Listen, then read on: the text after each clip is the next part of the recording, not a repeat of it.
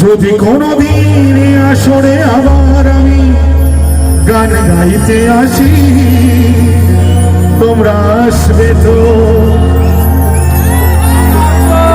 ভালোবাসবে তো। আমি খুব খুব গর্ব করে বলি, কাঞ্চন যেটা বলে গেল গেঁয়ো যোগী, কাঞ্চন নিয়েও জানে না যে আমি কিরকম গেঁয়ো যোগী। আমার গ্রামে সব থেকে ভিক্ষে বেশি আমি পাই। প্রত্যেকটা শিল্পী আসে, কিন্তু সবাই বলে দাদা তুমি একটু গেয়ে দাও। গান গাওয়াটা ব্যাপার না, পারিশ্রমিক ব্যাপার না, পাড়া মানে আমার গর্ব।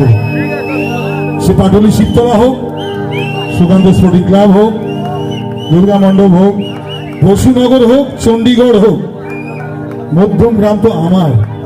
কেননা আমি যখন আসামে যাই তখনও মধ্যমগ্রাম পরিচয়, কিন্তু পাড়া থাকে না। যখন বিদেশে যাই তখনও কিন্তু এটাই থাকে। তার জন্য বলি